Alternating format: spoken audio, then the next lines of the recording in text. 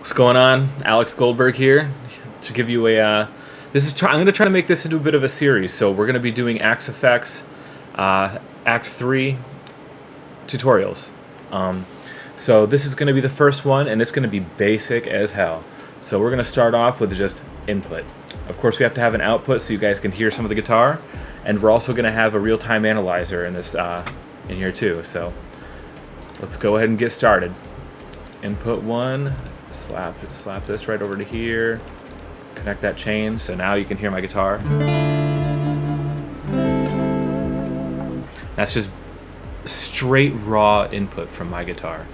And this is a Stratocaster, so we got that chimey kind of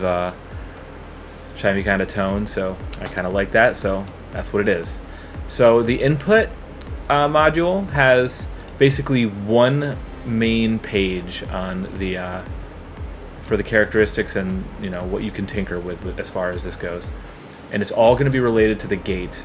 And if you don't know what a gate is, it's basically, you can imagine walking through a door, right, or a gate, and the wider the gate is, the easier it is for you to walk through, right? So imagine your signal or your tone, what's coming from your guitar. When it hits the gate, if you have basically, some of these settings are going to refer to how open that gate is, or how close to closed it is, or how long it takes to close the gate when it notices that it's getting a signal. Or maybe you can think of it as like a valve, right? For your for like a water hose. Maybe the gate being closed is like you kink that water hose, and then you allow less signal to go through. Some of these settings are going to reflect that. So, especially when you have more and more effects going through this chain. And being this is the input, everything post this is going to be affected by what you put into this input gate setting. So, let's get into what it is. So, let's start without the gate type. The gate type, there's 3 choices: classic, intelligent, and noise reducer. So, the classic is going to be an aggressive gate. It's going to basically be for those that want to be doing strictly djenty kind of tones, like Meshuggah, perhaps. You want to do those like quick chords with high distortion, and you want to cut those chords and that distortion right off so you can have like those real punchy kind of riffs. So it's like, of course, this is completely clean, but you can imagine somebody going, and then they want to have only those notes, and it wants to be cut off pretty quickly after it hits like some threshold, right? And so that's what this is right here. So intelligent is, it's going to try to filter, and it's going to try to assume some things about what you're doing. It's not going to be as aggressive, right? So you basically, it uses some smart filtering to make some choices about what it expects for you to want as a gate, and how fast it closes and whatnot. So you can think of it that way. And then the noise reducer, you can imagine if you've got a really loud pickup, and most of this is affecting directly on pickups. So if you've got some pretty high gain pickups like a humbuckers or a Les Paul type setup, it's going to be more effective in that way. So the noise reducer, you can imagine you're playing out somewhere, you've got extra noise coming in, maybe from somebody else's guitar tone, maybe somebody else is singing, maybe you're playing right next to some speakers, and I don't know if you've ever tried, but you can kind of talk directly into these pickups, and sometimes if you've got high enough gain, you can hear it. You can hear yourself through your guitar amp or whatever setup you've got going. So noise reducer reduces hum, reduces noise from your pickup. So if you hear something immediately upon turning on your guitar and you set the input output just like this, that's what that's doing. So I'll just leave it on intelligent for now. Threshold, that's the threshold for which the gate basically actuates and begins to close. So you can imagine I'm playing this, and eventually it's gonna decay into nothing. There's gonna be no noise. But if you basically increase or decrease, you're going up less negative, basically. So the less negative in dB, the louder your signal can be before it starts to cut off. So might not be able to tell very much, but if you increase this gate all the way down to 0 dB, you're barely gonna hear anything, right? So if I go to 10, you hear how it just cuts off real quick. Go to 15 or 16, and see how it's like as it goes down, it cuts off more and more. That's what the threshold's for.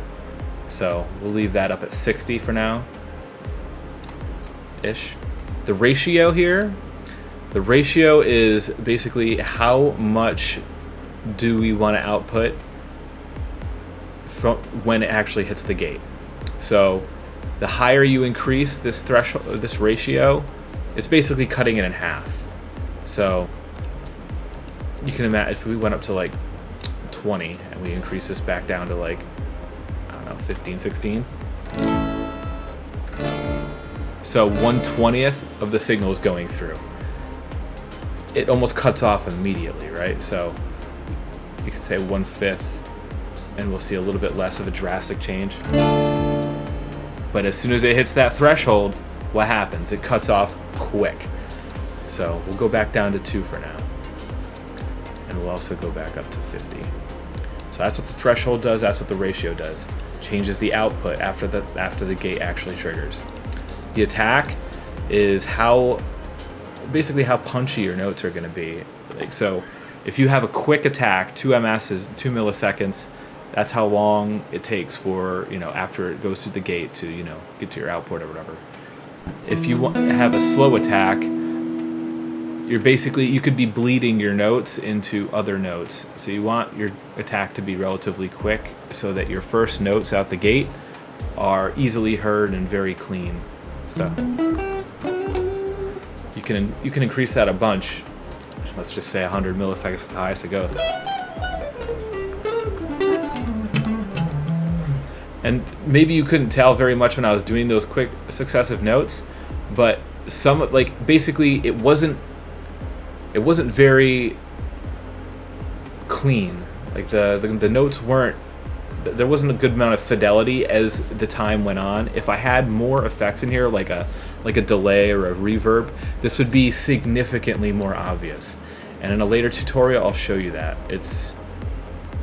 But with just an in and out, and all we have in line is just my guitar, these effects aren't going to be completely noticeable unless you're talking about like threshold and ratio. So the release, that's basically how long does it take for the gate to close. So if you have a really fast release, like 10 milliseconds or something, you slide this back down to 10. This is going to determine how fast the gate's closing off your signal. If you have a high release, like let's see, 200 milliseconds, right? It's going to take a bit longer for this thing to kind of cut off. Let's turn that thing all the way up to 1,000. So that's a second. Maybe it's not completely obvious in this, but me listening to it through my monitors, I can tell it does take a little bit more time. So we'll go ahead and tinker with that back at like whatever, 14 milliseconds where it was in the beginning. All right, and so the most complicated, and actually probably the easiest to hear, perhaps, is this impedance or input/impedance, instrument impedance, and this is going to alter the frequency response of basically the analog electronics inside of the Axe-Fx3. So I guess an easy way to understand what's going on in these, the lower the number, the less signal you're really going to hear. So when you go to auto, it's going to auto to 1 meg. And 1 meg it's a million ohms, which is resistance units essentially. So high impedance means you're going to get more signal out of your guitar. So if we go over here to the RTA, we can see this. So I'm just going to play a single note because then it's way more obvious to see what's going on. So if I just play this, right, it's just a D. Look at over here. This is where it's going to be the most obvious. We're seeing this kind of as the note kind of fades away. We see content right here in the 630 all the way up to right around 6.3K. And if we turn this this impedance down, say we're going down to 230K, right? This content, this frequency content of the signal is going to slowly reduce. Like, see how the levels, they're not terribly obvious, but they are slightly lower. Let's go down to 90K. See how now look at like this part of the content's basically gone. This is basically, I mean, it's going to be nearly gone by the time we hit 70.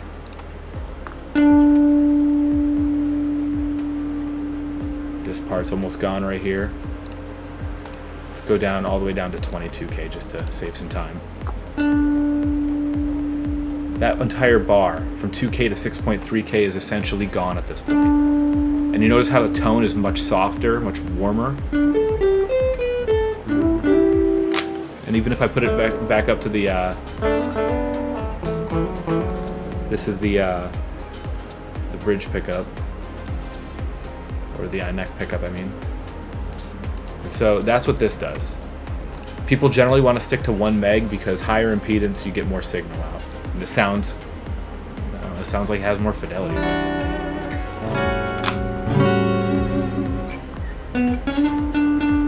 But yeah, that's what that does. It keeps that content in the signal that goes to the output. And that's pretty much it. Oh, I guess there's over here. So the output level right here, that's just essentially, it's another kind of volume. So if I increase this, it's just going to be louder. And so that's all. Well, that's all I'm going to give you for now. I'm going to make more and more of these videos. And granted, this wasn't much of a tutorial, but it does kind of shed some light onto the very basics of maybe what you could be potentially ignoring on the XFX3. And these settings make a big difference when you start to chain more and more effects together. So just try to remember that and don't ignore it too much. Eventually, when you're trying to go for a specific sound, these settings are going to matter more and more. And if you ever want to look at your signal, see what you're missing out on, go ahead and take a look at this. And I'll probably go into detail about what these mean as well eventually, the RTA, the real-time analyzer, because, oh, okay, we've got Blackman and Hahn. Okay, well, I know what those are. I'll explain it to you sometime. But I appreciate you taking a look. Hope you have a good weekend. Happy Sunday. Ciao, guys.